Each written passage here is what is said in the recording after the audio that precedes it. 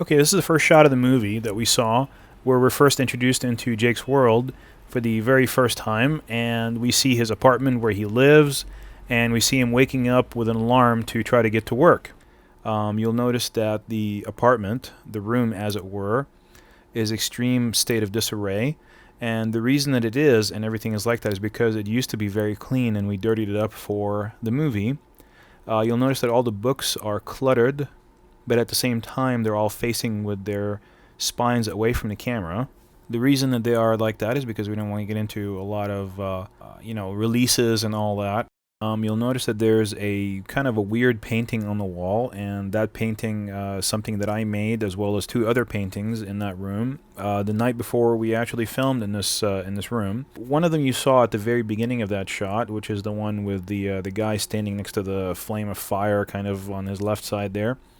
The little television that you can see here in the center of the shot, a little black and white television that we found someplace lying on the side of the road, and it turned out that it worked, and it was actually a very nice little vintage television, so we kind of kept it. You'll notice that there's what appears to be clutter on the bottom right hand side, and that's just some computer parts that we also found and kind of threw down there. You'll notice up in the top right hand side there's a little Super 8 film camera. We went and labeled all those boxes and film reels and cans and everything that you see on the right side there. The reason that we labeled everything is we wanted to make everything feel like it was kind of lived in, and that this guy's been making movies for a while and he just hasn't been very successful at it, unfortunately. We also put in some red and black stripes on some of the folders on the right side, and the reason we did that also is to increase the contrast and put some color in the shot in a certain way. We try to avoid as much as possible bright, happy colors until he meets the girl that he's gonna meet, which is Rachel. And we try to keep a lot of dark toned and kind of reddish toned things in his apartment. You'll see that the lamp above his right shoulder, and I do mean by right shoulder as in the audience's or our perspective of his body, as his physique, not his left shoulder as he's facing us, but his right shoulder as it appears to us. So the practical lamp in the actual shot just has a 75 watt bulb inside it. That is the actual instrument that we're using to light him. There's no other lighting that is coming from behind his body that's creating that rim light on his hair and on his shoulders and his back. And as you can see here in this wide shot, this particular bulb in the lamp is spreading out a lot, and it's affecting everything. It's actually flooding the entire area, including the carpet and the curtains. And we didn't really want that, so the DP here is going to go ahead and turn it off.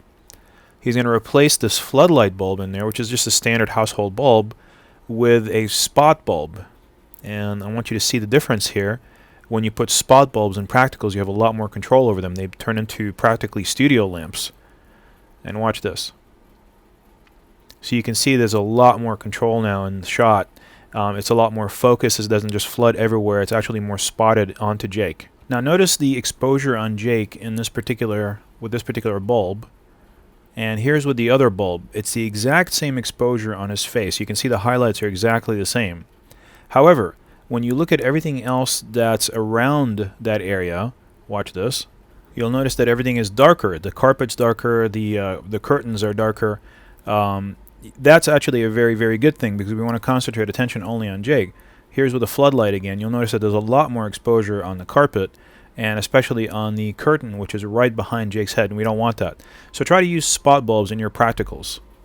This RE 650 watt lamp is being bounced off of the ceiling and acting as a fill light for the situation. The reason you need a fill light is just to kind of fill in the shadows a little bit because we don't want it to be too contrasty. I just had spot before. I'm going to flood it out, and I'm going to bring the barn doors in and just basically create a streak across the ceiling. That's flooding.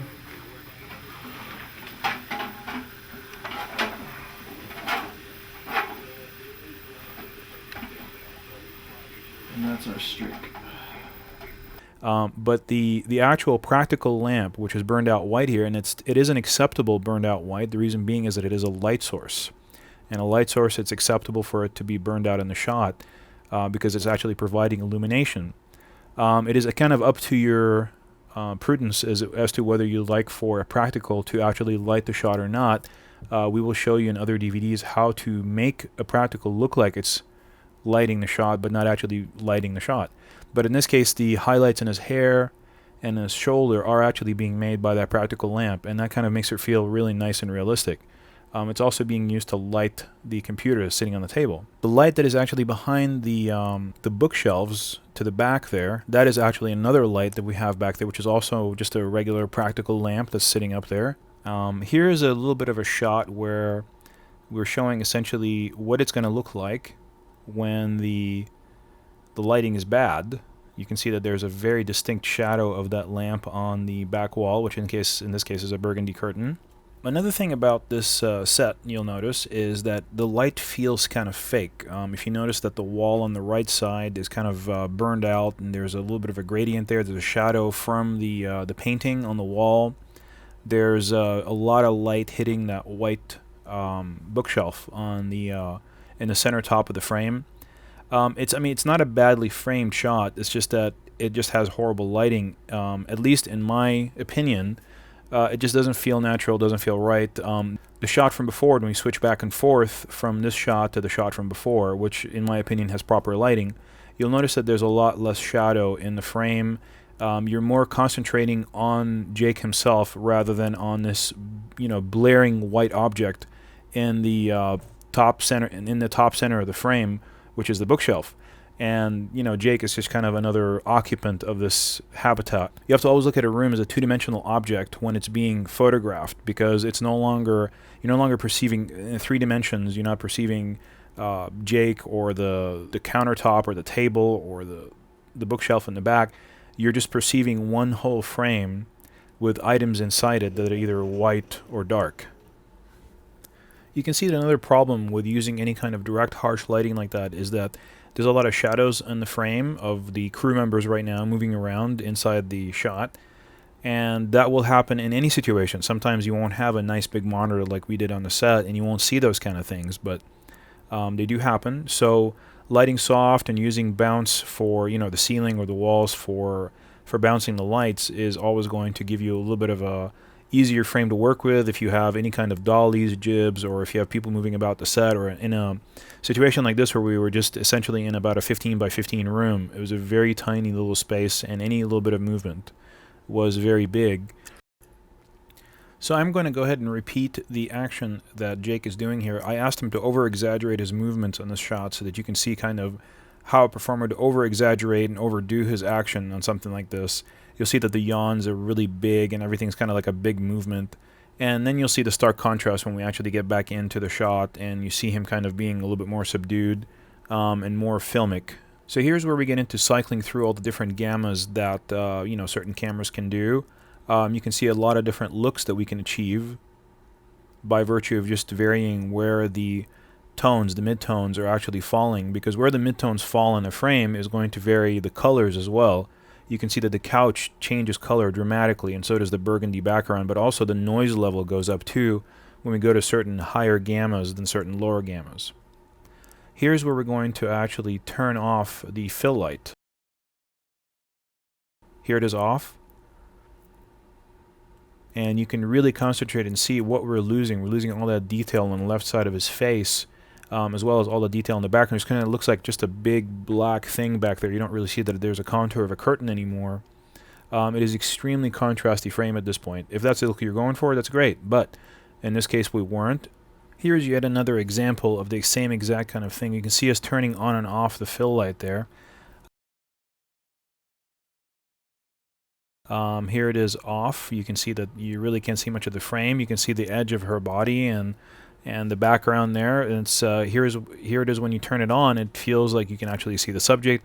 It feels like it's an interior proper tungsten light, which is kind of yellowish and warmer tone. So let's talk about the dolly shots and all the different things that we did on each individual take, and the reason why we kept or scrapped individual takes.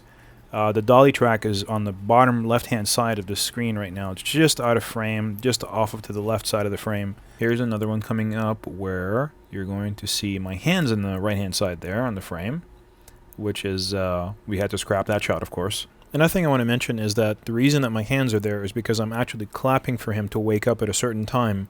We actually had to try to pace the dolly and the jib movement with his action and my hand with that clock that's in the background that's going from 7:59 a.m. to 8 a.m., which is when he's supposed to get up and actually go to work. So I would set the clock to 7:59 and I would run back and I would keep track of the time on my watch, and right when it was about a second before, I would clap my hands so that he would wake up and jump up at the exact same moment when it hits 8 a.m., and then in post I added the alarm sound.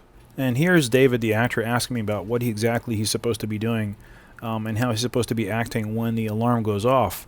And he's asking me if he's supposed to be over the top or subdued. And I said, no, we're going to do it real natural, real subdued. And so when the alarm goes off, you're just going to open your eyes, a little bit and kind of get up and then try to shut off the alarm, but you're not going to get up and just kind of jump out of bed and like we're in a comedy or something. It's just not going to work for this particular scene. Here's a little bit of a cut in or a close-up of the action from a little bit of a higher up angle, and you can see him reacting to my hand clap every single time, and then he goes over and kind of tries to turn off the alarm clock and gives up. And the reason that you want to be able to give a close-up from a different perspective is, as we discussed before, you want to always, whenever you go in to get a different shot, you always want to vary the angle of the shot and also the height of the shot and the framing. Now here's something called a jib down shot, where we're actually using the jib to come down closer and closer to Jake and kind of do a little bit of a rotational move too at the same time. It's a really interesting thing. It takes a real steady hand to get these shots off really well. You'll notice that the DP is extremely well practiced in this craft, and he's actually taking his time making sure that the shot is being executed very well.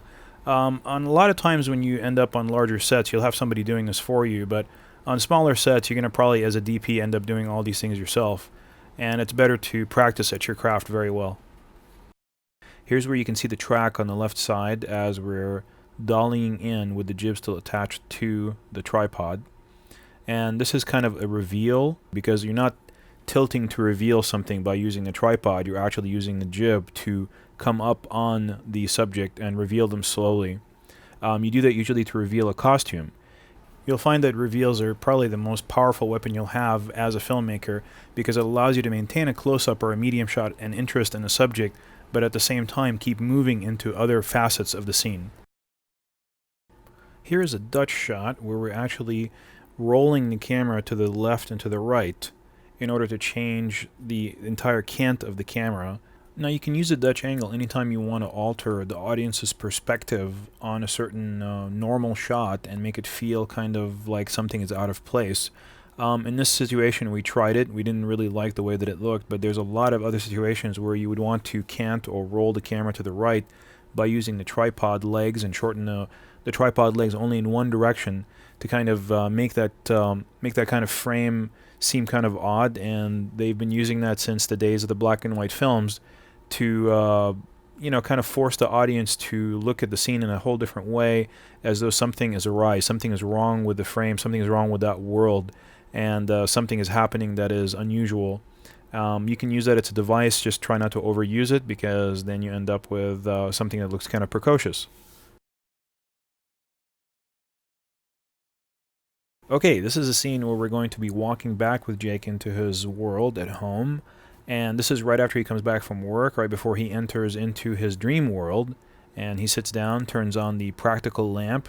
So it's really nice to have a lamp that's actually lighting him, that's creating that nice rim light on the back, on his back, that is actually also a practical lamp that can be turned on and off. He lays down in the on the couch, and the jib kind of floats closer towards him. He starts reaching towards his dream world. What I want you to think about is, in this moment, essentially, what you're seeing in front of you is like all of your hopes and dreams. Even though it's just like this kind of like this little crime scene and everything, right. But you got to imagine that in your mind, to Jake, this is like everything he wants to be in life, everything he wants to do in life is happening right in front of him. And there's some kind of a barrier that's impeding him. He cannot cross this barrier. It is physically impossible for him to cross over that threshold and get into that world. He just can't. He can't do it. But everything he wants is like right there, and he wants it so badly. He's forcing himself to hallucinate to get to that world. It's the only way he can do it. The only way he can do it is to come back home and go to sleep, to get himself into that dream state. Right. so that he's able to feel like that he's in that world. So how that works for you personally, okay, is I want you to think about what you want. And when I see you on that camera, I want you to be reaching out to what you want. I want you to get into that sense memory and think about either something in the past that has happened to you, or you really want it, or currently right now, what you hope to aspire, right. And see that you're imagining that right in front of you. And it'll take us three or four more times to get it, but I just want you to kind of perfect that idea in your mind every single time. Okay. Okay? All right, let's try that. What we're going to show you first is how to do it badly. And you can see that there's a lot of really bright light up on the top of the wall there. The framing is off. You see the back of his head in a very unflattering kind of way. You can see that the jib is kind of dodging back and forth and not really floating. Jake is behaving kind of, he's moving around in an erratic way, not in a smooth, controlled way. There's a shadow on the background, on the curtains, where essentially one of the crew members is moving his head back and forth.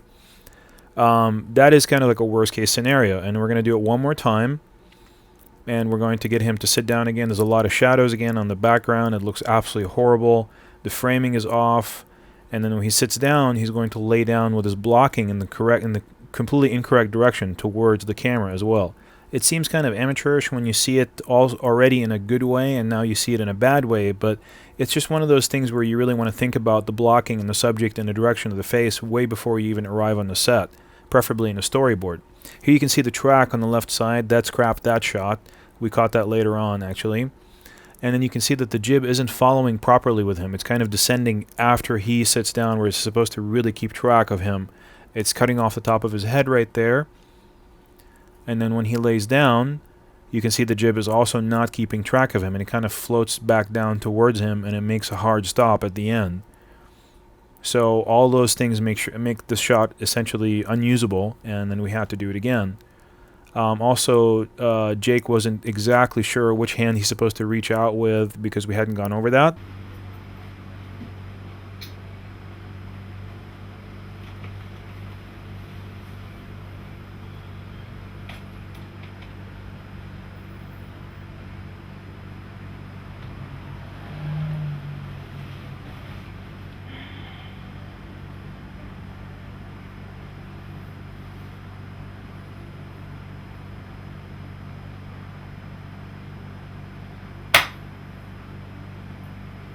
Here's the track again on the left-hand side. You can see that very clearly, the track for the dolly. We're going to go ahead and attempt the shot again. You can see my shadows there on the floor, and eventually I'll settle down so that the shadows will also settle down. There's a shot where we got too close to him and he wasn't able to reach into the camera because the camera was just way too close. Here's when we got too close to him again. These are all individual takes. We have to do it again and again and again. Here's where he bumps his head. And here's one last take which we actually did not use. So we had to do 15 takes to settle on one that we actually liked, and that was take number 13. And sometimes you have to do that. Sometimes you have to perform the entire action 15 times really to allow the actor to kind of move into the role better and rehearse something enough times that it actually feels realistic and feels good. And if you're shooting in a non-linear kind of manner, if you're shooting to disc instead of actually to tape, by all means, you do not have to keep all those takes. You can review them in the field, or if you are reviewing them as you go on a nice large monitor, you know exactly what you're getting, then there's no reason to keep all those other takes. I mean, we shot take number 14 and 15 essentially as safeties. We already knew that take number 13 was going to be our best one, and there's really no reason to keep all the other 12 that came before. If you want to, you can, but if you're conserving space, you really don't have to do that. If you're shooting to tape, then it doesn't really matter. It's a moot point. You already have it on the tape. But when you are shooting to disc, you can go ahead and delete anything that you don't enjoy. We kept everything essentially because we're doing this presentation here, and it's good to show all the bad takes, but you do not have to do that. Okay, so in this scene, all we did is essentially whip the lights around, and are you still using the exact same practical 75-watt lamp to light his face? And we're also still using the RE 650-watt light as bounce off of the left side to fill in the shadow side of his face. Otherwise, as we've seen before, the shadow side becomes completely black and you can't see anything in there. You can see there's another practical lamp in the background there in the top right-hand side, and that's just kind of in there just to kind of liven up the background a little bit. You can see a little bit back there. And there's also a light right behind his head, also illuminating that painting that's sitting on the shelf. And all that is just a small 20-watt equivalent light that's very, very soft and dimmed down. And essentially in the shot, it's where he has come back into his world, and he still has his hand outstretched, and then he pulls his hand back down, and he's panting, and he's just come out of that dream world, and he's coming back into reality. And we shot this scene back to back with the scene right before that where he was just laying down on the couch. We shot a couple more scenes that day. This is our first day with David shooting, so we had to do quite a few takes because it was just our first day working together. We hadn't had a chance to do a lot of rehearsals. Essentially, we just hired him a couple days before that for this movie. And he did a great job this day. He did an absolutely fantastic job for a first day on the set, not really knowing his character and entering right into it, and just flying with it very, very well. But we'll see a lot of retakes here where we had to continuously back and forth, kind of keep working with him and refining the character and getting him to really feel like Jake and feel like this is exactly happening to him as it was happening to Jake and not to David. And you'll notice that will happen to you with your actors as well. I mean, you'll find that the first day they really don't have the hang of their character yet. And the more rehearsal that you do beforehand, before you actually arrive on the set, the more of a prepared actor you're going to have to work with, where you're paying people and you're renting equipment by the day. And the more days that it takes you to accomplish what you're trying to do, the more that you're going to run over budget. So the more you prepare with your actor beforehand, if you have time, if you're able to do that, the better it is going to be for you when you actually arrive on the set. So here's a shot that we put in to kind of illustrate how we change the background a little bit. Here's one shot where the background has a lot of clutter in the back, but that doesn't really fit his personality because somebody else actually lives in this apartment. And here it is where we actually covered it up with some clothing, those little paint bottles that he just wouldn't really have, I don't think, just not really fitting his personality. So we covered him up with some clothing to dress up the background real fast instead of having to move in all those actual bottles. You'll also notice that in the back behind him, all the videotapes are sitting on their faces with their backs facing us, so that you can't see the titles, and as well the spines of the books are all turned away from the camera. You can't see any of those as well. Now here's where we're actually going to do a little bit of lighting on him. You can see the lighting changing on him and as well as the background. Some parts of his face are burning out a little bit depending where we're pointing the spotlight, which is just that practical lamp. You'll see it kind of changing in the on the top right hand side of the frame. And we eventually arrive at a certain lighting that we like, and you can see the lighting on the background changing as we change the light on him. We don't want to overlight the background and draw too much attention to that. We want to keep the attention on Jake himself. And eventually you'll notice here that the background light has been turned off, and here it is kind of dimming back up and down until we found just the right illumination level that we were happy with. So it's really nice to have things on dimmers. And there's on the right side another practical that's being used to light the curtain.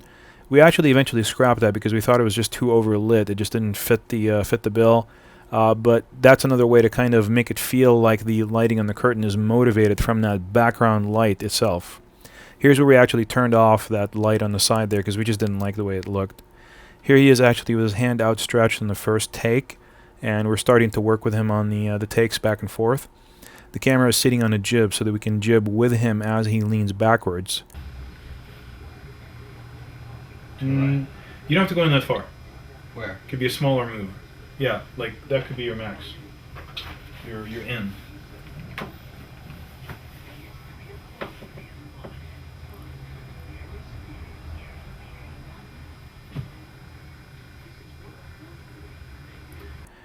And here I am actually telling him to raise his hand up a little bit and adjust it a little bit, and we pull the camera back.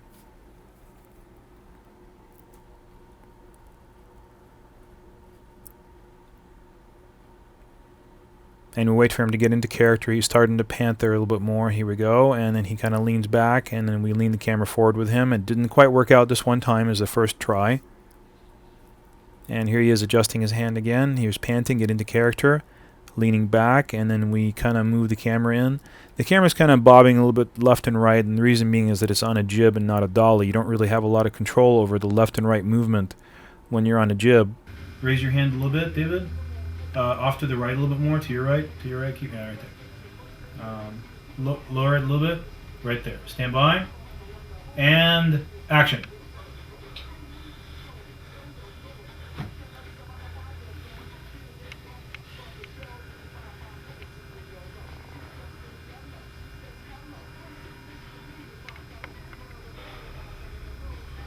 One more time, adjusting his hand up into the frame. A little bit more to the left of the frame to kind of fill in that dead space. And here he is starting to pant and get into character, and then he leans back and we move in with him. Very slowly this time. What the DP is giving me is just a lot of different takes on the same kind of an action from the camera side. And that's a really good thing because it gives us a lot more options later on in post-production. And here's when the DP is setting up the camera on a tripod so we can get a more steady shot, because we realized that we didn't like the whole bobbing left and right of the movement of the camera there, so we wanted to get at least a couple of steady shots before we closed that scene. And here he is hooking up the YRB component cables so that I can watch what he's doing on the monitor, on the professional monitor. He's leveling the camera right there, adjusting his LCD, panning the camera, taking a focus, getting into position. And here we get back to Jake, and he's raising his hand, getting it into position, getting into character. Here he is starting to pant, and he drops his hand and leans back. And this was just a zoom, just to kind of illustrate the difference between an actual camera moving in or zooming in. Here he's dropping his hand again, leans back, and we move in with him again really slowly.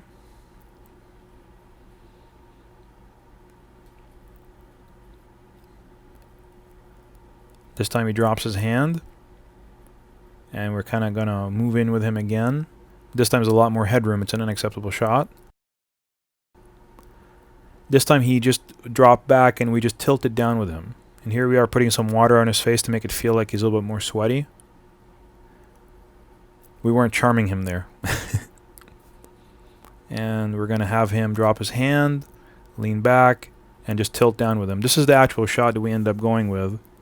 The reason being is it just felt a lot nicer than the actual shot where the camera moved in closer to him. If it were on a dolly, it probably would have felt a little bit nicer, but because it was on a jib, it was kind of bobbing left and right. It didn't quite feel right. And there's another tilt down with a tripod. You'll find that the tripod is really the most useful implement on the set. The last thing I want to do is kind of really demonstrate to you the difference between a dolly shot and a zoom shot. And here we are again. This is a dolly shot, and here is the zoom shot. And I want you to look at the change in perspective when you're actually using the dolly. You actually feel like you're getting closer to the actor, whereas when you zoom, you're just magnifying a certain part of the frame. The dolly shot always feels more natural because we as human beings can approach a subject, we can walk closer to it, and the perspective changes with it. But a zoom shot, on the other hand, always feels fake because our eyes can never zoom. We're not bionic. We don't have that ability to zoom into a certain aspect of shot. We can either dolly or we can cut with our vision from, let's say, a wide shot like this one to a medium shot, and then cut again to a close-up. It's really easy to prove it to yourself. Just look around the room that you're in right now and look at different objects and see if you can actually zoom in with your sight onto any one individual object. You can't do it. The only thing you can do is you can actually get up and actually get closer to the object, or you can look at object A, object B, object C, or look at it closer with your vision from a wide shot to a medium shot to a close-up, but you're always cutting or you're dollying, you're never zooming. But we are not able to zoom in real life, so that's why zoom shots always feel fake and unrealistic, and they take the audience out of that suspended disbelief that they're actually watching something that's a reality somewhere else, and it just feels like you're watching actors on the set. So you want to try to avoid zooming unless you're doing something more cliche or something for effect. Dollying and cutting is usually where you want to stay at. Those are the things that actually feel most natural to the audience. Okay, so in this shot, essentially all we did is just whip the camera over to the other side of the couch. Rolling? Yeah. Just do the painting counter right here. And we kept the lights pretty much exactly where they were. We didn't really have to do much relighting. The practical light on the left side is still kind of rimming the left side of his body. And we also have the 650 watt tungsten Fresnel bouncing against the ceiling and still bringing in all that soft fill light on his right side of his body. You also notice that we used a light panel on the right-hand side right there to fill in the right side of his face and give him a little bit more edge and more separation from the background. The reason we did this shot for is because this is when he comes out of his world, and we wanted a shot where we see his face from the front and then also from the back, and this matches up with where he's on the crime scene and he's watching the two detectives. So we used this framing when we actually shot the crime scene much later on, 4 or 5 days later on, and we try to match the frame as closely as possible when he's sitting down at the crime scene watching the two detectives. So you'll see him kind of reaching forward there, allowing us to do a little bit of effects later on, and he kind of he's panting and he lays back. And the thing is that he has to keep panting exactly the same way. You can see his shoulders kind of rising and lowering, because if he doesn't do that, it will cause another kind of jump cut. That jump cut is not just a jump in the action or in the time space, it is a jump in the performance as well too, because something he was doing on another shot, this is supposed to be the reverse angle of that shot, just over his shoulder, and if he's not performing the exact same type of action, the exact same type of intensity, it just won't work. The audience will feel cheated. It won't cut properly. And here's a closer shot. You always want to shoot a little bit of a closer shot. Even when you feel like you've got the wide shot and you're very confident of it and everything's great, you always want to shoot one shot that's a little bit closer, just so you can have a slightly different perspective in post. You never know if you're going to need it later on. Another thing that you'll notice is he's turning his face all the way to the left and all the way to the right. And actually, you'll hear me in the set, and I was exactly telling him to do that. I was telling him to keep turning his head until it would actually hurt him a little bit, because if he turns it until he's comfortable, you still won't see his face turning all the way to the camera. He has to continue turning without turning his shoulders until he actually feels that it's uncomfortable, and that's when it actually looks good to the camera. It's just one of those things that he as a professional actor understands he has to make a few sacrifices. Now for the next shot, all we did is just kind of brought him into the apartment. We just turned all the lights around and we got him actually coming into the apartment for the first time. We had a whole different set of lighting on him. We essentially shot all the things that we needed from the other scene first, and now we brought him into this other scene, whipped the lights around, and got a whole different set of lighting arrangement. You can see there's a little bit of a bluish light on his body there, and we intended that to kind of feel like it's kind of some kind of a skylight or maybe a kitchen light of some sort. So there's the DP adjusting the light that's going to end up causing that blue light to happen on Jake's body. And there's the actual light coming out of it. He's spotting it in and out right now and adjusting the barn doors to get that exact right pattern on him. He's actually moving it up right now to get a little bit of a higher angle to get it to hit his face. And he's going to go ahead and he's going to see what that looks like. And he's going to run over to the monitor right there and take a look at it. And that's what I'm going to tell him, that I kind of liked it better when it was just hitting his midsection and not hitting the top of his body as well too, in his face. So he's going to go ahead and lower it and set it right there. And he's going to eventually put a blue gel on it. You won't see him do that, but he's going to put a blue gel on the light to make it have that kind of bluish tone to it and not make it look yellow. And you can see where he comes to an actual stop, that the light in his face is extremely harsh. Now, it is not overexposed. He's actually very well exposed, and he's got a nice rim light on the right side of his face, but the light is very harsh, meaning that it is not soft, it is not balanced. And so here's the DP. He's bouncing the light off the back wall to try to create a little bit of a softer light on Jake's face. From him to the light is 4'3". So instead of hitting him directly with the light, we're bouncing it off of the wall, and then the light is coming off of the wall and bouncing back into Jake's face, and we're increasing the size of the light to be very large and very soft. And then to the wall itself is 8'6". When you bounce a light off of the wall, it becomes extremely large. As you can see, the circle that's being made on the wall, that becomes your large surface that is being used to actually light the actor. So it wraps around his face and becomes a very, very soft light. That's what makes it so nice. Okay, and then also to this light.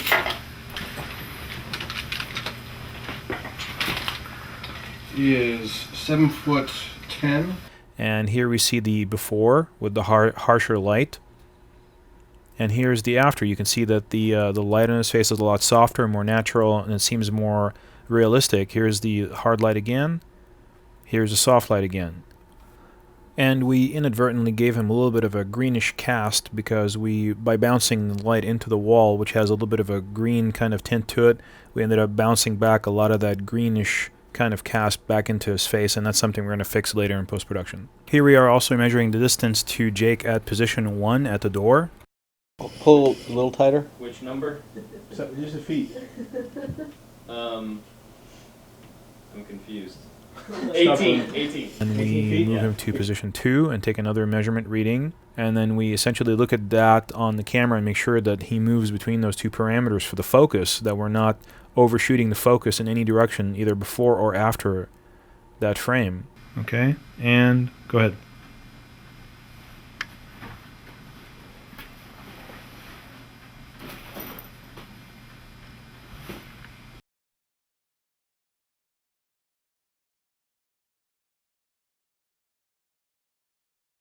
I didn't like his end framing there because the fan was right behind his head, so we had him do the entire action again. You can see that bluish light again on the door and on his body as he enters. It kind of separates it.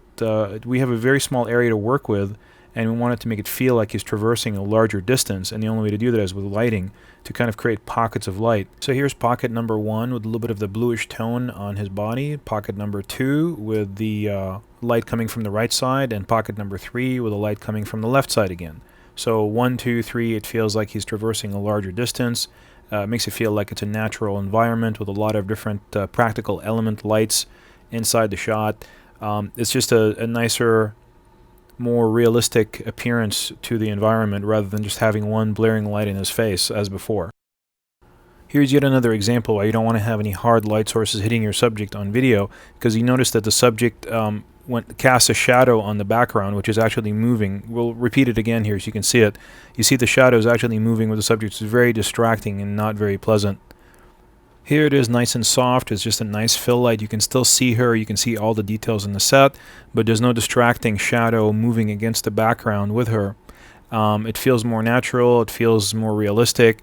It doesn't feel like it's just a set, and it doesn't feel like video anymore. It feels like it's a movie. Here it is with the soft key turning on and off that does not cast a shadow. And here is the hard key that actually does cast a shadow. Here it is again, soft, and the hard light source that casts a shadow. Here's the one that casts the hard shadow. It's just a 150 watt spot aimed directly at her. And here's the 300 watt soft light that's being aimed at the ceiling and bouncing off the ceiling and back into her face. Okay, so on this shot what we did is we just got done with that shot before, and we were in this location. We still had a little bit more time. We really didn't want to just kind of scrap the location and move on to the next item on the list. We really wanted to shoot as many things as we could for this location and just get done with it as quickly as possible. So we moved ahead in the script to the point when he comes back after his accident. This is no longer when he's just coming back from work. This is right after he has an accident in the SUV. We just had him do a change of wardrobe. We changed the lighting a little bit, and we just had him come back into the house at that point. And you know, he's got a little bit of dust on his shirt. He's a little ruffled. He's kind of trying to, he's trying to kind of calm down a little bit and come down from his experience that he just had. This dusting that you see on his shirt, obviously we didn't just come back from the accident scene. We haven't even shot the accident scene at this point, but he still has to be in that character. So we just took some baby powder and just kind of dusted his shirt up with it a little bit, so it just looks like he just rolled on the floor. The hardest part for an actor, you'll see he's out of focus there because we hadn't actually taken the focus points yet. And eventually after that, we'll do the measurements for the focus, and we'll redo the entire shot again, knowing where the focus points are. This is the hardest thing for the actor, is to appear as though he has just encountered something or experienced something that he hasn't really even experienced yet, even in the world of the movie yet. He has to kind of read the script and be ready for it and rehearse it and know what he's going to be doing with feedback from the director as well, of course, so that he kind of, knows exactly what's going on before we actually get to it. And here's where we ended up on the frame. I really didn't like that fan coming out of his head, kind of, so we had to reshoot the whole thing again. And here you see we finally have a proper frame where his head is actually not in the fan anymore, which is just kind of a really odd sort of frame. Okay, so back to lighting a little bit. Here's one shot where we turned off that fill light that was filling in the right side of the frame and kind of creating that nice little pocket of light that he would pass by before he got into the kitchen area. It does create a little bit more of a moody type of atmosphere. Again, that is not what we were looking for at this point. We wanted something that was a little bit more evenly lit. You can also tell that generally with any type of camera, whenever you have those areas of darkness there, you're going to get a little bit more noise in that area. So see him when he actually kind of comes to a stop there. He's pretty dark and he's got a very low IRE level for his face. Now when the fill light comes back on, you can really tell that he's kind of separated from the environment. He's separated from the background, and there's more light on him that is able to kind of draw attention to him. Here it is again with no light. And here it is coming up again with the fill light. So it's important to kind of create those nice little pockets of light for the actor to go through from place to place.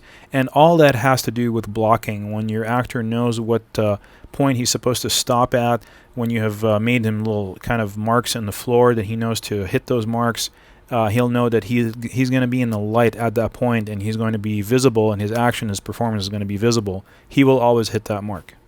So here we're going to take a listen to the difference between an on-camera microphone and an actual proper professional shotgun microphone on the set.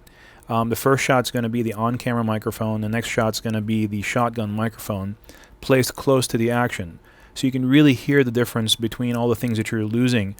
If you don't have a proper professional shotgun microphone on the set, you're not going to get all those intricate little sounds like the door opening. Just listen to the difference for yourself.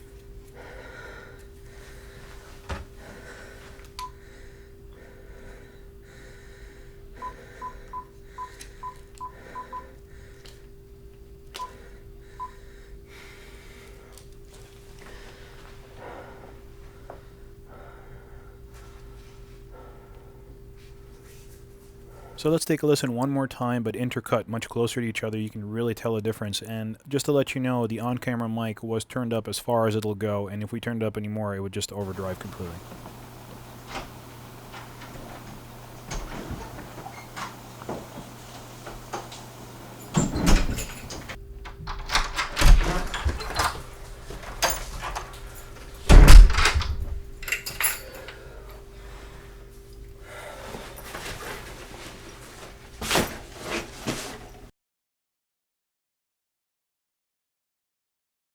Okay, this was another fun thing that we got to do. This is all still in the same day. We shot everything in the same day at this apartment. We got all the scenes done pretty much for the entire movie in about 2 days, and this is still the same day.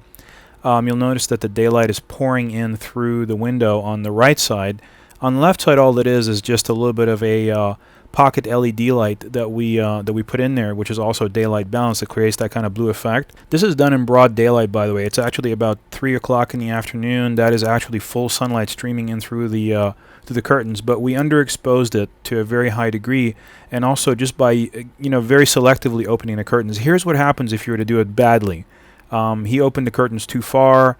The exposure wasn't proper. The framing wasn't right. You can see the background, the white wall in the back, and that kind of gives it away. Okay, this is for the bad one. We're going to let in more light and frame it up where we see this thing back here. Roll camera and action.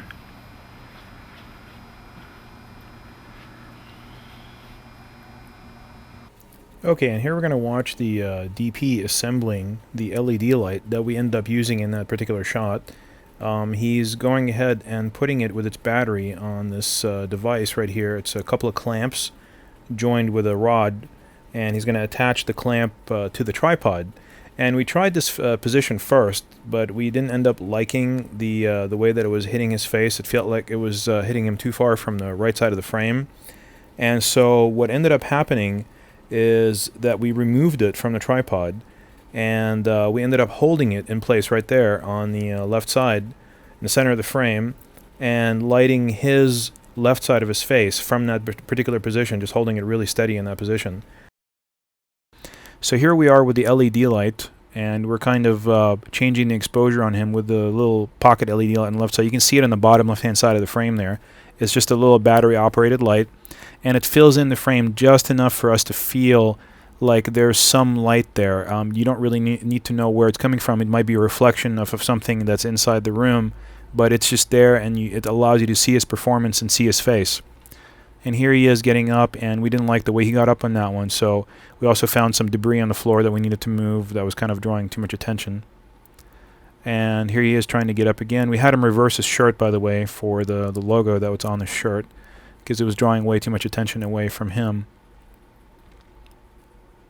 Okay, and we told him to kind of stretch out his beats a little bit, sit down a little bit longer, and think about what he's doing. You'll notice the barn door on the right side of the camera there was visible, so we kind of addressed that on this shot and fixed it up. Okay, and here we are, and he kind of sits down. We told him to sit down a little bit and make longer beats, and that means that he's supposed to take his time at every single interval of his acting. And then he comes up over here. And we also didn't like the fact that, with that white wall being there, just kind of gives away the shot that this is actually broad daylight, not 5 o'clock in the morning.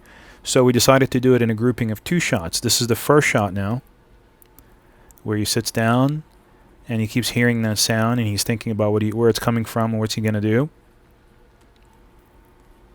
And he figures it out, and he gets up and out of frame. We don't actually tilt up with him anymore to see his action. Then we do another shot over here, where he comes up and into the frame. We didn't like the way he got up there, because it felt like he was just actually sitting on the edge of the couch and just got up. So we had him do it one more time. We also didn't like the light in his face, because it looked like it was cutting off his nose there. So we had him move, back and forth until we found just that right kind of rim light on his face that separates him. And here's another one that we shot with a slightly wider frame.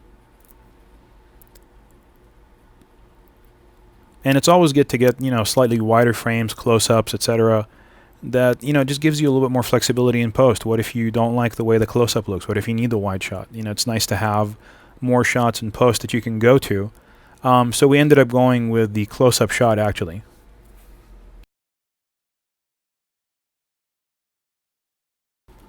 Wardrobe continuity is very important, and especially on these independent films, you usually don't have a continuity person watching, the wardrobe from scene to scene. So it's important for you as a director to keep track of what the actor is wearing on the actual script, and kind of just jot it down, just so you remember from scene to scene and shot to shot what each actor is going to be wearing. Everybody like his look? Is that cool?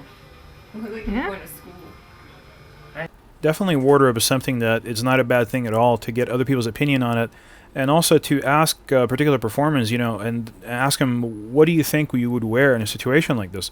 You may agree, you may disagree, but sometimes you're going to end up agreeing with the performer, because they've probably worn these clothes for other movies too, and they may know what works for what kind of particular scene. So always ask. The worst thing that's going to happen is you'll choose something else. Okay, this is another interior scene that's in the exact same location as the last one. We just moved further along to the left side of the curtain. And this is when Jake is telling Rachel that he is losing confidence in himself and he's giving up on writing. And we're going to discuss primarily acting and communicating with your actors, then audio, and then after that we're going to discuss lighting, white balance, and framing. So first, acting. Okay, I'll give you guys a way out of it. All you have to do is, after you kiss him, lay your head on his chest facing me. Oh, that would be so much better. Try Okay. that. This way? Yeah. Are we holding hands? Hold the hands up high. No, up high. Yeah, there you go, up high. Give her the kiss. And immediately lay your head on his chest. No, further down. No, I'm sorry. Okay, No, I see. wait, hold on. On his shoulder, on his left shoulder. Oh. No, just on his left shoulder. There you go. Oh. There you go. Okay. Shit. This is when, take a listen to this. This is when Rachel is telling me, or actually Laura, the actress, is telling me that she's a little iffy on the dialogue and she's not feeling very confident. So here's my response to her as well, too. Yeah, if I'm iffy on the dialogue, though.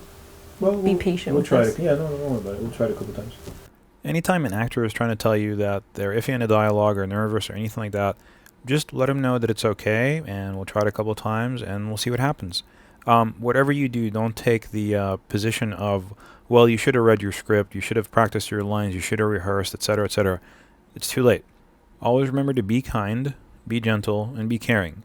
And a kind, gentle, and caring director would never come up to an actor after saying something like that and go, wow, you know, you really should have practiced. You should have done something more with your day yesterday. You should have taken more time this morning or last night. That is not a good answer. This is not a corporate situation. You're not there to act as their mother or father to these people. What you're there to do is to direct their acting. If they're not acting, if you go ahead and screw up your relationship with your actors and they're not acting, then there's nothing for you to do. You might as well just tell the DP where to put the camera, and then you guys can just shoot a blank wall. It's very important to be kind, gentle, and caring with your actors, and always remember that more than likely they're giving you their best. And so if there's situations in their life that have predicated them to not be able to rehearse the day before or to practice their lines in any way, you have to be understanding of those situations. And yes, this is your time, and you're paying for the set, and you're paying for the gear and the people to be there, but now is not the time. Go ahead and move on with the scene, do your best, see what you can do. Even if it takes 10 or 12 takes, no big deal. Just go ahead and get the shot. And later on that night, maybe sit down with your actors and rehearse for the following day. So just whatever you do, don't be scolding on the set. Don't ever put an actor down for not preparing as you would have wanted them to. Just move on, do your best with your shot, do your best with the scene, and at the end of the day, try to fix it for the following day. Stand by. And action. I give up. I just don't have the strength to do it. I thought that car almost killing me would be like a wake-up call to live again. I thought it would give me strength. But instead it just gave me fake courage. I'm right back where I started. Another roadblock. Just this time at page 25. I know where you're coming from. But it's not just going to be one thing, and all of a sudden it'll happen for you. And you can't wait for that one thing. It's a process. You can't let it get you down just because one thing didn't work out for you. You're at page 25. You have 25 other scripts, they're at page 5. It's a start, right? Okay, so let's talk about audio. Right now, each one of them is wearing their own lavalier mics. Those are the little lapel mics that pretty much have a little microphone that sits near your mouth, and they have a transmitter, an audio transmitter, and that transmits back to the receivers at the camera. And also at the camera, because of the camera that we're using, it also records its own internal microphone on channels 3 and 4 all the time. So why don't you go ahead and take a listen to what my voice sounds like through their lavalier microphones. I'm about 15 feet away from them. So their lavalier mics are transmitting back to the camera. Let's hear my voice through their microphones. Stand by. And action. Okay, now let's hear my voice through just a microphone that's built into the camera that's really close to where I'm speaking. Stand by. And action. Okay, now we're going to listen to Jake's audio through his own lavalier mic. Then we're going to listen to his audio through Rachel's lavalier mic so we can understand clearly just how important it is to have proximity when you're dealing with lavalier mics and to try to get him as close to the actor as possible, as close to his mouth as possible. I give up. I just don't have the strength to do it. Okay, so that was through his lavalier mic. Now this is through her lavalier mic. I give up. I just don't have the strength to do it. Okay, and so hopefully we've heard the richness of the voice when it comes through his own microphone as opposed to when it's bouncing off of the glass and back into her microphone about 2 feet away from his mouth. It's just more tinny, it's more thin, there's no depth or bass to it at all, whereas his microphone is very nice and crystal clear and has a lot of depth to it and bass. So you want to try to get the lavalier microphone as close to the actor's mouth as possible. Okay, so now you've heard how when you use one microphone to record both people's audio, one of the people is going to end up paying the price if you're using lavalier omnidirectional microphones. So this is a lavalier microphone, the lapel mic, or the neck mic or the tie clip mic. A lot of different names for it. It's just a little microphone that clips usually to the shirt or the tie, or you hide it underneath somebody's shirt in order to record their personal audio. You do not want to record other people's audio on that particular microphone because it's designed to record within about a 1 to 2 foot radius of its own element, of its own recording element. When you go and record other people's audio around it, you're going to end up losing bass, you're going to end up losing the life and richness in the voice, and it's also going to get a lot lower too, as you heard from the tests. So if you're recording 2 people and you want to use lavalier microphones, make sure you have 2 of them, or at least have them repeat the scene, do one more take, but switch the microphone over to the other person, and so that they can have the benefit of the better audio too. Ideally, though, it's better to have 2 lavalier microphones, 1 in each person, both transmitting simultaneously to the camera into channels 1 and 2. And you also got to hear the difference between that audio and the on-camera microphone's audio. So you want to try to always never use the on-camera microphone for any reason other than just, I guess a scratch track, just so you can get life sounds out of the scene. But all the dialogue should be recorded in lavalier mics or a boom microphone. Either you or the audio person or someone who's watching the script has to always have a set of headphones on their ears all the time. Don't just trust the level meter on your camera. You have to always have a good set of headphones and always listen to the dialogue through the headphones. If you're sitting in the same room and you think that you can hear everything, you're not hearing the whole thing.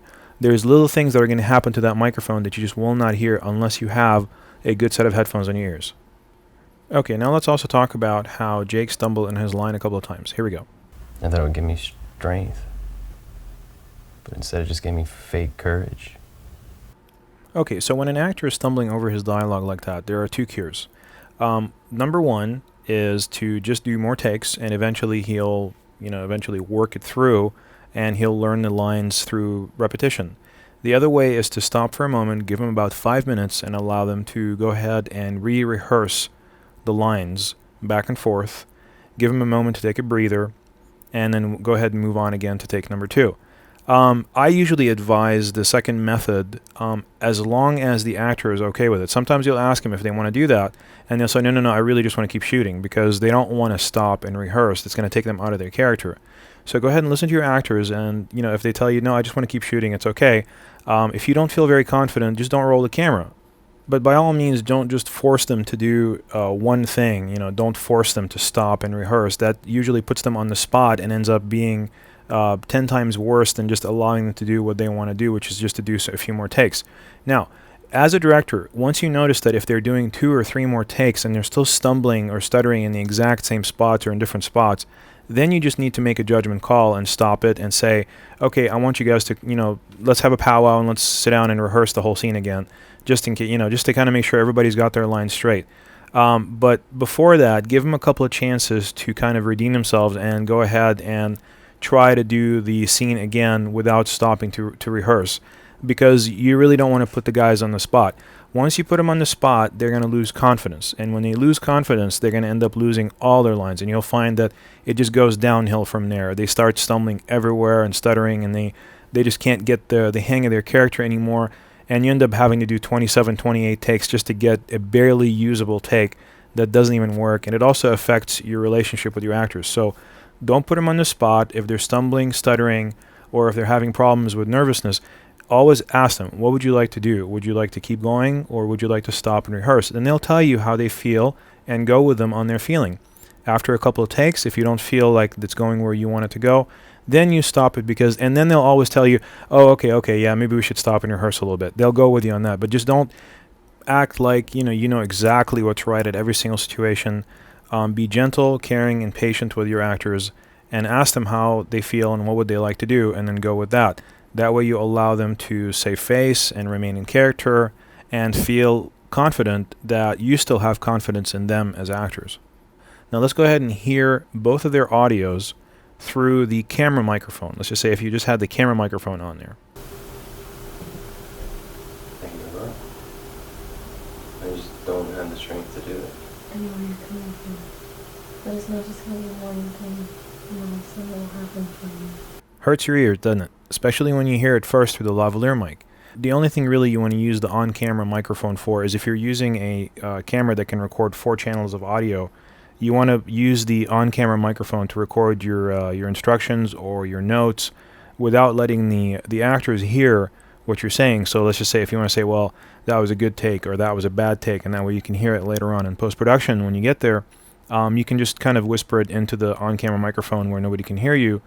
The reason that I like lavalier microphones so much as opposed to boom microphones or on-camera microphones especially is because you don't require a second person on the set just to hold the boom mic.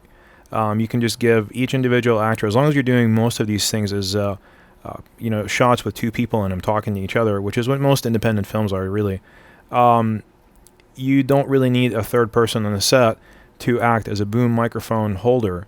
And just stand there with a boom mic the entire day and then have to worry about getting the boom mic shadow in the shot.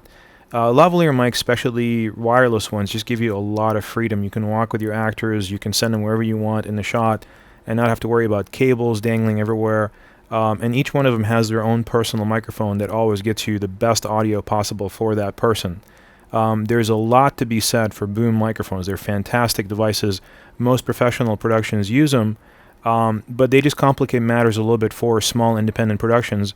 Unless you're doing shots where you're dealing with more than 2 people, where you're doing 3 people or more, you don't want to give each one of these people a microphone. You got to just have one shotgun mic that records all their audio. The other situation is if you're on a very, very tight budget and you can't even swing, for instance, the $1,000 that it takes to buy 2 wireless mics, then you can go ahead and just buy a $300 boom mic and just be done with that. Just get a boom pole, use that, and you're done. You can buy a really, really, really good boom mic for about $1,000, which is what it would take to buy 2, good wireless transmitter receiver combos. So you can definitely get more bang for your buck with $1,000 in a boom mic than with wireless systems. However, the wireless systems just give you the freedom that independent production usually demands.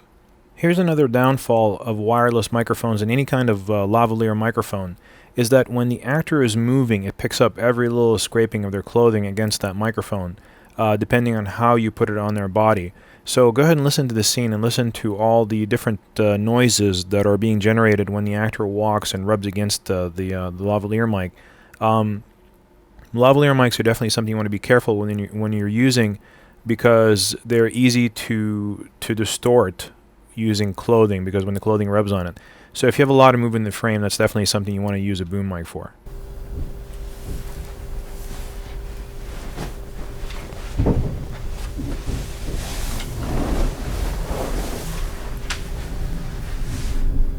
I give up. I just don't have the strength to do it.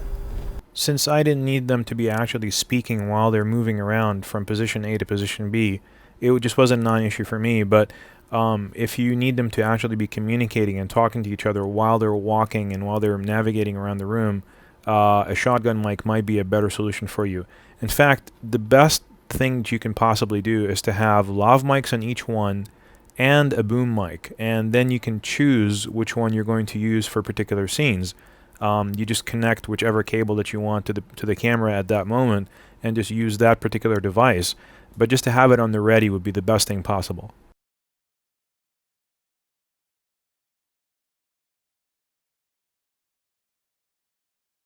Okay, and here we are starting a whole new location. This is the park location, and this is the part where Rachel and Jake meet for the first time in a kind of social situation, rather than just at her workplace. And here comes Jake, and he kind of sits down over there. She notices him. She makes up her mind whether she's going to go talk to him or not, and she does. She gets up. We switch to the reverse angle of her walking over, and she makes the initial contact, and he looks up, and he's, very, very shy person by nature, and, he kind of responds to her, but doesn't really give her anything to go by, and so eventually she just kind of says, okay, great, and I'll see you later. And, they just kind of have an exchange of looks there, and she walks out of frame. And the first thing we're going to talk about is white balancing. On this shot, you'll notice that everything here looks kind of nice and golden. That is not proper white balance. This is kind of a modified white balance that we did with the warm cards that we showed you guys before over on the restaurant scene. And what we did is we did a white balance at about a warm half for this, and that kind of creates that golden kind of feel to it. You'll notice that on his left shoulder, those highlights that are from the sun are supposed to be white, but they're not. They're actually golden, kind of yellow. And here we're going to switch very slowly to the proper white balance that you're supposed to have for the scene. And you can see the grass is changing color, and his shirt and everything is changing color. It's becoming a lot more bluish and neutral. The reason we did not go with the neutral standard white balance is because to us as filmmakers, we wanted to go with the perceptual feel of what we feel is the right white balance for the scene, and not what the camera or engineering dictates to be the correct white balance for a scene. We wanted it to look nice rather than look right.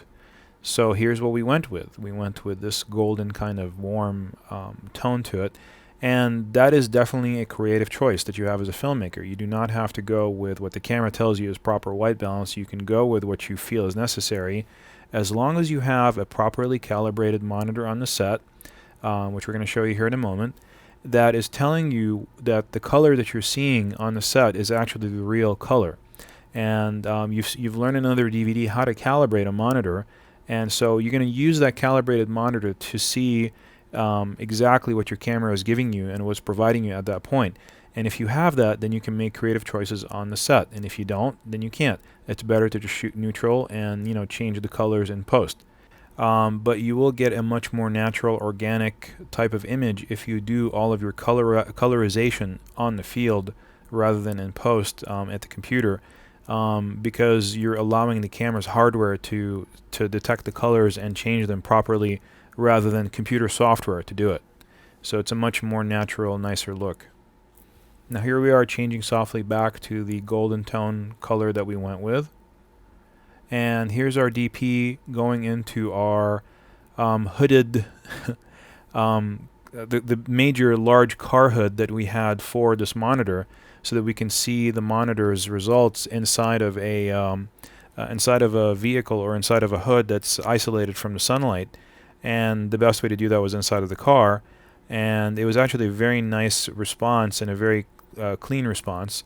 And we powered the monitor using the vehicle's battery, as you can see with that cable. It's just a 12-volt DC output on the car power, and the monitor takes a 12-volt DC input, so we converted and used it. Here are the actors rehearsing for their shot. As you can see, they're just, they're relaxed. They've got their script with them. Here's Jake kind of in his final position where he's going to end up. And as you can see, Rachel's coming over to see him there. She's kind of blocking out her path as figure out how many steps it's going to take to get her where she's going. We can see the start frame, and we can see her middle frame, and then where she's going to end up.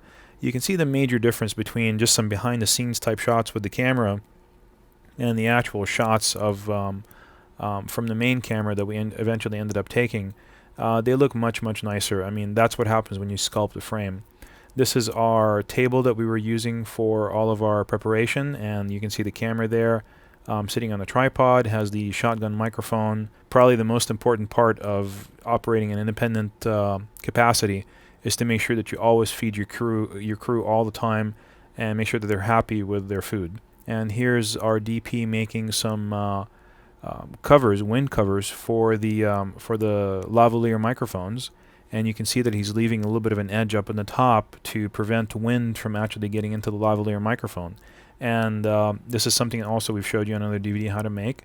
But you just use standard moleskins, which you can buy from any pharmacy to make those. And then you put two of them together, and then you can attach them into the person's chest. They go right on the skin, and then you take the plug it into the transmitter, screw it in, and pop the transmitter into the pocket or into their belt, wherever it's going to be snug, and make sure the antenna sticks out. And here we're going to go ahead and take a measurement from the camera and over to one of the actors. And that's going over to Rachel right there. And we're going to take a measurement to her. That way we know where our position A is going to be for the camera. And that way we know eventually when we go to position B, which is where Jake's going to be, we can take a rack focus with her as she walks over to him, and make sure that we're always on the spot without having to visually judge where the focus is. We know it numerically to be true. And here's the shot that we did as a rehearsal, but it's also kind of like a bad shot to show how easily you can, kind of screw up a shot.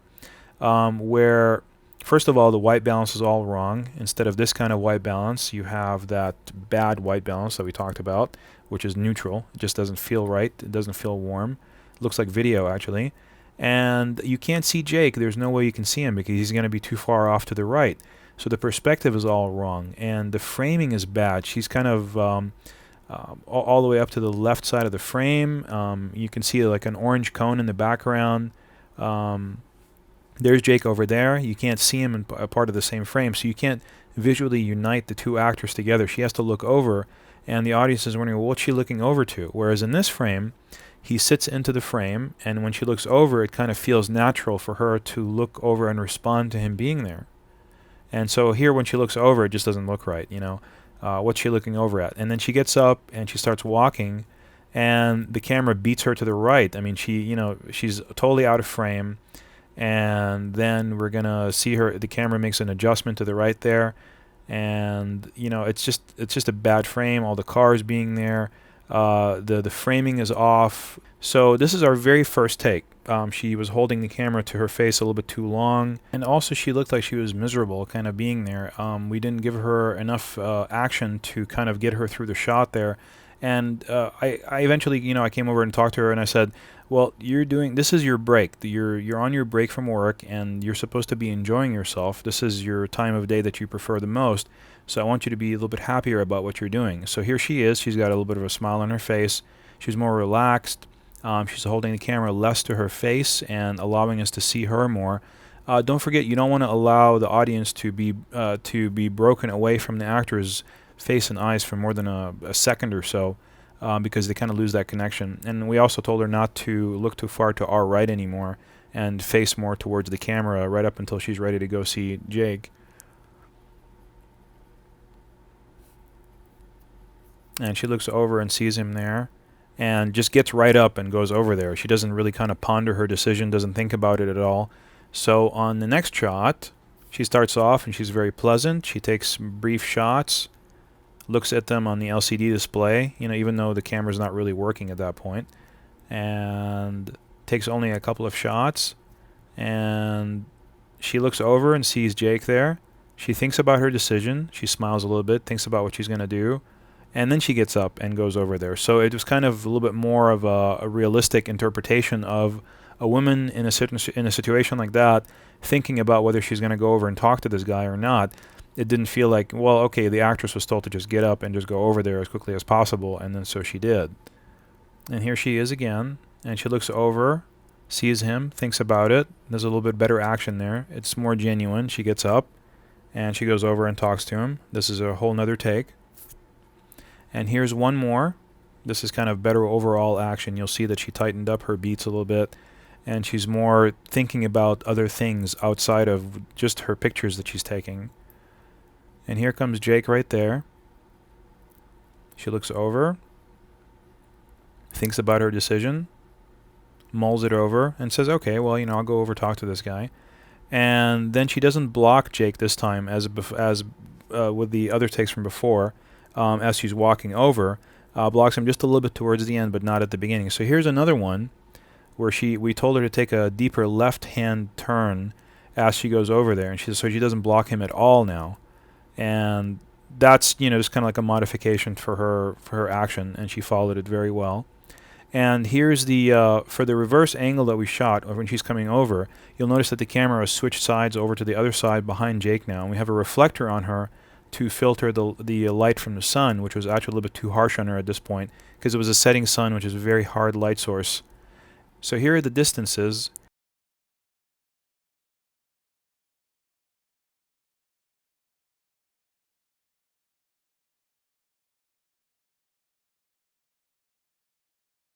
That's how far you have to be from Jake and from her to get this kind of a look where you can change focus. And here she is asking for some direction. She forgot where she's supposed to go.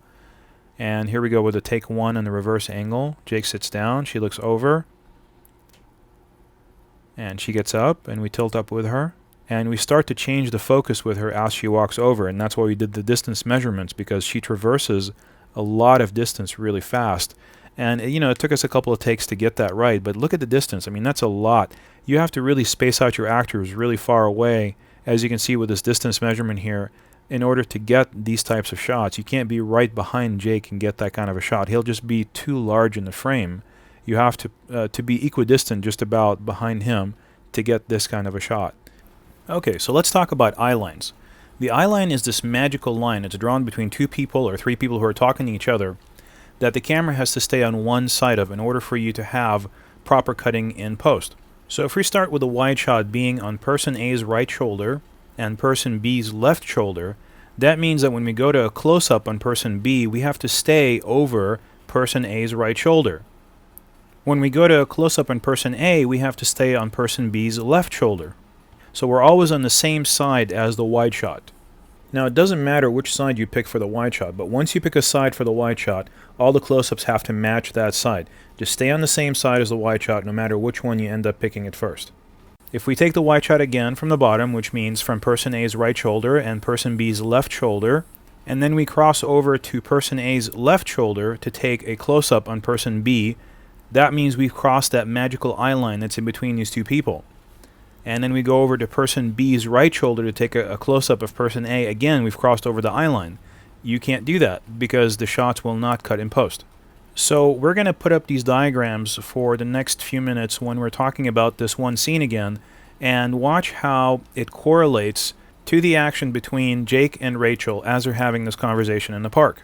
And when we're talking about eye lines, it's going to be the only time in this entire video series where we're talking about left shoulder being her left shoulder in real life and his left shoulder being his left shoulder in real life, as opposed to just what it appears on the frame, because otherwise it gets way too confusing.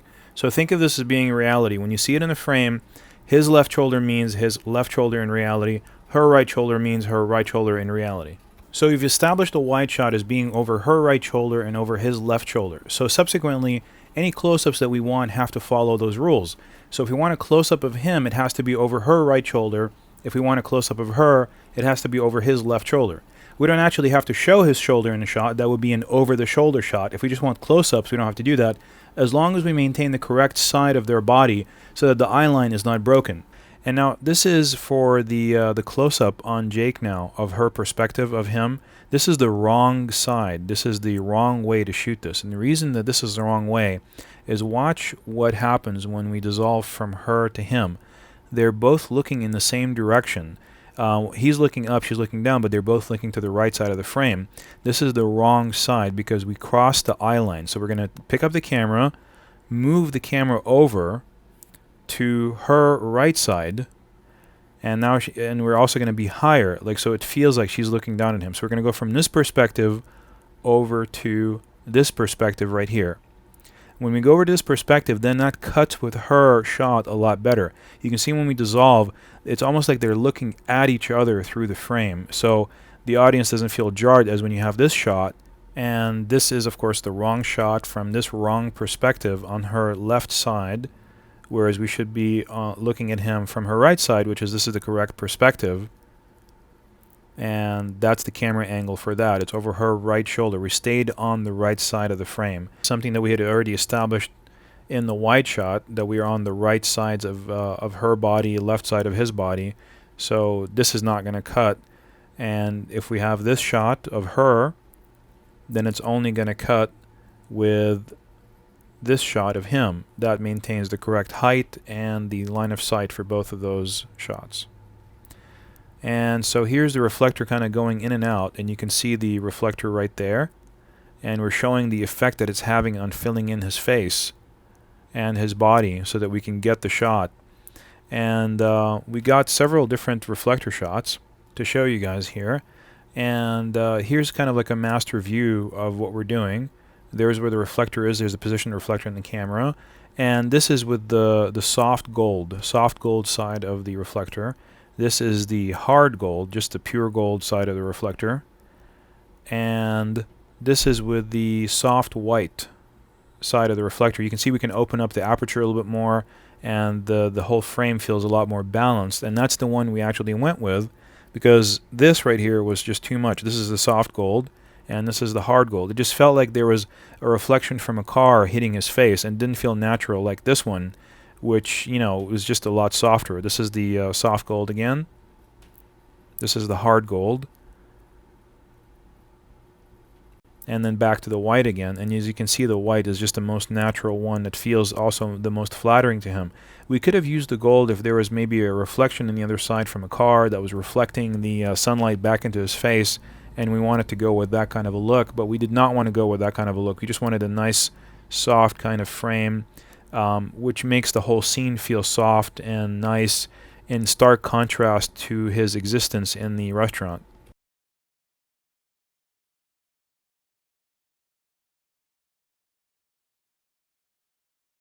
Okay, and moving on to the next scene at the park over here. This is the one we shot on the same day, and this is the one where he hadn't called her, and he kind of just hung up on her, and she just wanted to make sure that he was okay. So she found him at the park. She knew that he takes breaks there. And so this was a really nice scene for us to shoot, because we got to do some really nice shots and some creative angles to show you guys. And here's the tripod position for doing that shot that we just showed you. We're going to show it to you again here in just a moment. You can see the camera is pretty much parked right on top of him and looking almost straight down to get her perspective. This is the shot that you get when you do that. It feels natural when you're watching it. It feels like this is, you know, a good over her shoulder, favoring him. Now, if you switch to this angle right here, which is more further away from him, kind of pulled back a little bit lower, the camera's a little bit lower, then you get this perspective. It's not quite as high and as kind of forced as the other perspective. It's more natural of a two-shot. This was the original perspective that was right above him, and that's the image that gets you. So again, we've picked the right shoulder for her and the left shoulder for him to do the scene. You don't have to do that. You can do the other side, but if you wanted to, you could do this side. It doesn't matter as long as you stick to the same side for the rest of the close-ups. So if we were to take a close-up directly from where the camera is located right now for the wide shot, this is what her close-up would look like. If we were to take a close-up of him, this is what his close-up would look like. They don't look very flattering, do they? Now that's why we have to switch to different angles to get close-ups, because we want to get angles and frames that are more flattering for the people, and also because it allows it to cut better with the wide shot when we're changing the camera height, angle, and framing when we go to each one of the close-ups. If we were to go to a close-up directly from the wide shot perspective, any small movement in her body or his body is going to be extremely noticeable when you're cutting back and forth from the wide shot to the close-ups. So when you change the perspective and go to a whole different perspective to get the close-ups, it allows you a lot more room to have her arm in a slightly different place, his arm in a slightly different place, him looking slightly off to the left or to the right, and it won't be as noticeable as if you cut directly from the wide shot. So that's the best way to avoid jump cuts in action, is to go to a different perspective. And here we're going to show you what the reflector is doing, and here it is the reflector kind of coming in and out and showing you where it's actually lighting. This is the hard gold side of the reflector, and here it is out of the frame and not working. And here it is coming back in. You can see the effect on his face. So you can see that on the left side of his face there. I mean, it's really obvious, the effect of that reflector. It just kind of brings up the exposure of the face a little bit more, and also adds a little bit more of a golden tone to her coat as well. So this is her close-up. This is the correct perspective. This is the correct eye line. We stayed on the correct side of their eye line, which is on the right side of the eye line. So you can see what on the two shot we established where the eye line is, and we cut to her shot, his over the shoulder, and it cuts very nicely. It looks proper. I mean, they're not cutting. There's no jump cut. Now this is the incorrect side to be on. This is his right side, and you can see what the reflector is. And here the actress is asking me, Rachel is asking me if she's slouching, which I've been telling her that she's been slouching too much. It doesn't look good. You can see the shadow on her face from the reflector. If you use the reflector incorrectly, you're going to end up casting a shadow like that, which we did not, but just to kind of show you that you have to be careful. So here he rises up into the frame, and you can see that we're on the incorrect eye line of him. And this is the correct eye line because this cuts with that. We're on the same side of their bodies, you know, on her right, his left. This is the correct cut, the correct eye line. This is the correct two-shot. This is the incorrect two-shot. You can see that their sides have switched. It doesn't look right, you know. She used to be on the left side, and now she's on the right side. And this is the correct one. You can see when you dissolve it that they're on the correct sides. Here is the incorrect one. You can see when you dissolve, she switches to the right side of the frame, and that is an incorrect cut. That makes a jump cut. Generally, if you want to shoot properly, you want to stay on the correct line of sight. So this is our first take. You can see that he's kind of rubbing the book there, and I told him that that was very distracting for him to do that. It distracts away from his face and from his action. And so here she touches his hand to wake him up in the two-shot, and that's where we enter into this scene, and he kind of sits up on his elbows there and talks to her. You'll notice that this is a very nicely lit scene. He's got a backlight in his hair. She's got a rim light on her face. The reflector is filling in her coat on the left side. Everything is just really nice. There's some light on the grass back there, and I really wish this would have worked out as being the correct frame, but it didn't. We had to do it a couple more times for their actions. And so in this shot, you'll notice that we've lost a little bit of the light in the background. There's still some light on the grass back there. But as we continue going on and doing more shots, you'll notice that this shot, the grass is even dimmer than the last shot, and she's slouching more. And that's something I didn't notice at first until we kind of got further and further along. You can see us actually losing sunlight there in the middle of the shot. Now here the sunlight came back in, but I also didn't notice that she was slouching, and so I was not able to modify her performance for the next take. And so it took me one more shot until I finally kind of realized, oh my God, you know, there's something wrong here. I don't like the way that she's doing that. And then modified her performance to over here and told her to keep her back straight, which was very difficult for her to be in that seated position and keep her back straight and still do a good performance. But she did it. But you notice that there's no more light in the grass. Here it is when she was slouching. There was a lot of light back in the grass, and when you switch over to the shot when she's got her back straight, you'll notice that there's no more light in the grass, even though her posture is a lot nicer. So you have to make a decision. I mean, you know, when you get to the post-production, which one are you going to use? Are you going to use the one where she's got her back straight and she looks great and she's doing a good performance, or are you going to take the one where the grass was lit properly and the background is a little bit nicer? You know, it's just a difficult decision. Here's a shot, and here's a shot with her slouching with the grass lit again, and here she is with her posture that's straight. And you know, you just have to make a decision. Which one are you going to go with? You got to go with probably the performance, the best performance. No matter what, that's what ends up selling the movie, rather than a properly lit background. Is what's the best performance. So you go with that. And here is the over-the-shoulder that we ended up doing. We already showed you how to achieve this over-the-shoulder and where's the camera position for that. But this is the actual over-the-shoulder that we got. We didn't like the fact that their faces were too close there on that one, so we did one more. And when he gets up there, there's more separation between their faces, and we did one more again. And you can see when he gets up here in a second on his elbows, They're still a little bit too close to each other, and I didn't like the fact how her head was tilted to one side. So we did one last one where we kept her face way off to the left there and straight up and down, and that's the one we liked the best. And you'll notice that we had her looking not quite dead into his eyes, but off to the left side of his face a little bit, which made it feel more natural for the camera. A lot of times you'll have to do that. You have to ask the actress to look at something that's off the other actor's eyes, and that's when you'll find that they have a very difficult time performing, except for when you have professional actors and they're used to doing that sort of thing, and they can still give their performance properly even when they're not looking directly into the other person's eyes or directly at the object they're supposed to be looking at.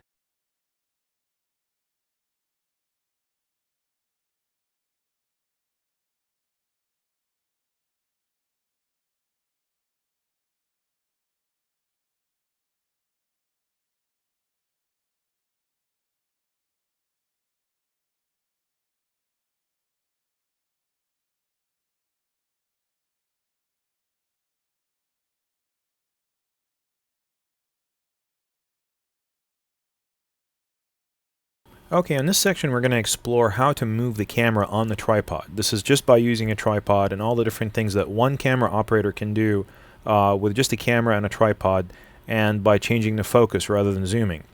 That's the first shot right there that we're going to talk about. This is another shot, and we're going to talk about a bunch of series of other shots that we did at the same time while we were doing these two shots. We did a whole series of locations. This is the first location, just a couple of street sides that we did down in Los Angeles. We selected this particular background because of all the different signs that said wrong way. And, you know, it was kind of like a little subliminal thing in the story that, you know, just to kind of tell the audience that we're trying to influence Jake's perspective on his life by making it seem like he's going the wrong way.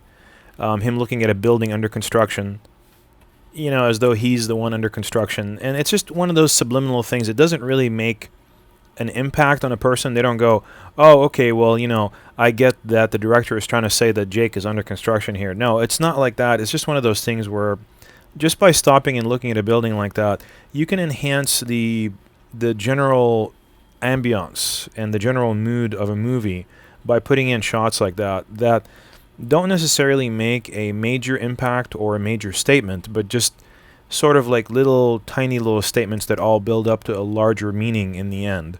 And we shot all these little shots so that we can put them in throughout the movie as, you know, Jake going out on little walks of introspection to kind of look inside and figure out what he's doing with his life. For instance, there's another example. I mean, we could have selected any location to shoot this at. It didn't have to be at this particular location, but I like the fence and the barbed wire on top, and him walking by the fence and the barbed wire as though that he's trying to cross across this threshold of fencing and barbed wire to get into another aspect of his life where he can actually become a writer. And it's just not happening for him. There's this big gate right there, and there's a huge fence, and it's just kind of preventing him from breaking through. And I shot that expressly for that purpose. I mean, when I shot it, I had that in mind. And you find that when you're being a filmmaker, when you're going out and shooting these little independent films, these little shots really make a huge difference, because you think that the audience doesn't get it, but they really do. Even if they don't get it on a conscious level, they get it on an unconscious level. Like I said, these are subliminal messages that you're transmitting to the audience. You know, just kind of telling them that you've really thought about this character, you've really thought about this movie, and you know exactly where it's headed and what you're trying to accomplish with it. And they get it, believe me. The audience is extremely intelligent, and they don't need to be spoon-fed things. If you put in little subliminal things, like, you know, this is supposed to be Jake just walking to the bar. And if he's just walking the bar and he's walking through this neighborhood and there's nothing really much to it and he's just thinking about his life, you have a huge advantage as a filmmaker in that you can select any location at all that you want to subliminally influence your audience by use of location, by use of setting, and you know, that influences the mood in a huge degree.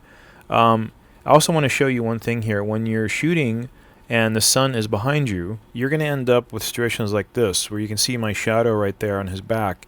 That's the camera right there. So you got to pay really close attention. You really can't see those very well in LCDs unless you pay really close to attention of exactly how you're shooting. Just be careful whenever the sun is behind you not to cast your camera shadow on the subject. So the way I cured it is by just going to a lower angle, and you can see there's a splotch on my lens right now, and I actually did not notice that until I got done filming all these low shots. And so that's one thing that you really want to pay a lot of attention to, is to clean your lens along the way as you're doing this. So this is a panning wide shot. This is just a camera on a tripod doing a full 180 degree pan from left to right. And notice how I'm keeping him in the same side of the frame until he crosses to the midpoint right there. Then I lead him out and I pan with him, and then I get him back to center. And these work okay just to kind of illustrate an environment. You can use panning wide shots to show an entire environment, like the location where he's walking at. But for independent filmmaking, they almost never work as well as medium shot or close-up tracking shots. A tracking shot is similar to a panning shot, except that you're pretty much tracking the subject like that, where you zoom in, you track the subject, and you get a good frame where you justify him to the left, and you give him a good face room to the right. That's called face room.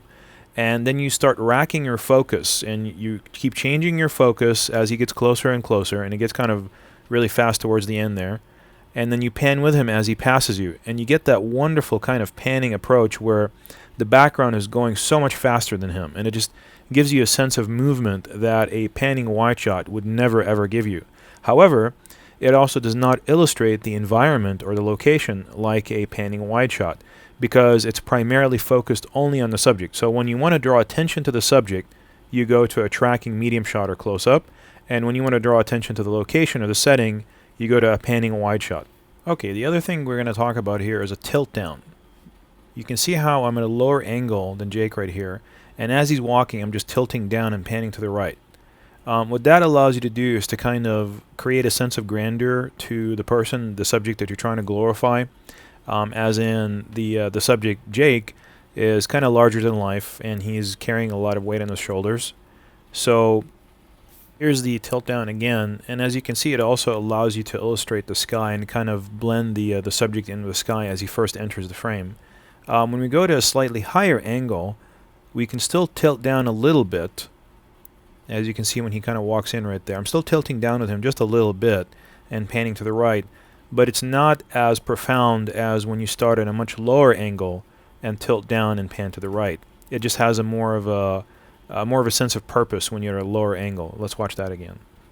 Another thing I also want you to notice is that I stayed on the correct line of sight. I'm always on his right side of his body when I'm doing all these moves. I never switch to the left side of his body. Notice how they cut very well together. It feels like he's always walking from left to right, of the frame. If I ever were to switch to the other side of his body, which is his left side in this case, he would start to look like he's walking from right to left. So it would kind of look like he's walking back and forth rather than straight to one location from left to right, left to right. And also I did a couple of cutaways, which is a cutaway of this plane right here.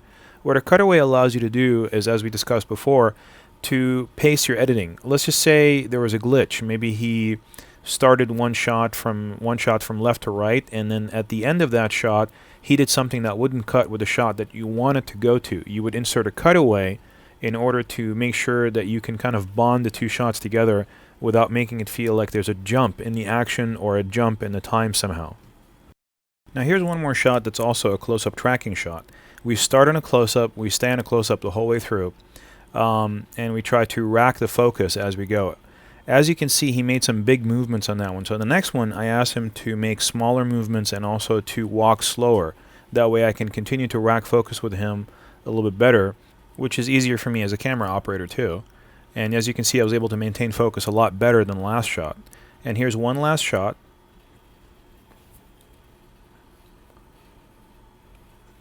And this one I had him walk really slowly, just so I can show you just how much easier it gets to maintain the focus the slower your subject gets.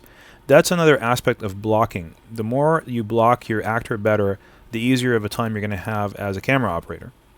Okay, now let's talk about diagonal lines. The diagonal line he's about to walk on extends from near the left of the frame towards the right side of the frame. That is going to be a powerful line for you to add to your images as to influence the audience. where he comes in and he kind of walks to the left and then finds the line right there that he wants to walk on, and then starts to walk along the line. There's a lot of subliminal messages being created by this shot. First, he's being forced to walk along the line, and he looks like, because he's not succeeding as a writer, he's going to continue walking along the straight line for the rest of his life. But at the same time, when he comes into the shot and he leads the audience first to the right, then to the left, then to the right, it creates a little bit of confusion, which kind of also, is a peek into his mind, into the structure of his mind and what he's going through right now in his life. Let's watch that again.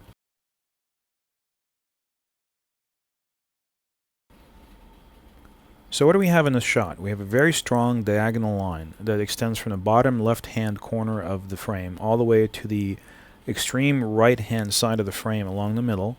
Then we have a subject that walks into the shot heading in that same direction. But then as he progresses into the frame, he completely switches directions and walks towards the left side. That leads the audience's eye to the left side now, because no longer is the eye following that very strong diagonal line of energy that goes from the left to the right. Now it's following the other line that's created by the motion of the subject towards the left. Then he straightens out again and he walks towards the right side and he kicks the rock. Now, what that does, it also forces the audience's attention to go back to looking down that strong, energetic diagonal line that goes from the bottom left to the top right. So what you're doing is you're creating a line of energy with the diagonal line from the bottom left to the top right. Then you're inserting the subject into the frame, twisting the audience's perception by taking their eye on a whole different path than when they were looking in, which causes discomfort, and then putting it back along, realigned with that original diagonal line. So putting it back the way it was supposed to be. So you're forcing the audience into a slight bit of a state of confusion, which in the end subliminally affects the perception of the scene, and they feel for the subject. They feel that this subject is going through a confusing time in his life. When you look at it in a grand perspective of all the shots that we just saw, the shot where he's walking by the barbed wire, the shot where he's kind of alone in the frame as he's walking towards the desolation of that construction area, and this shot right here, within 3 shots, that's all you did, 3 shots, you've kind of externalized the character's emotional state.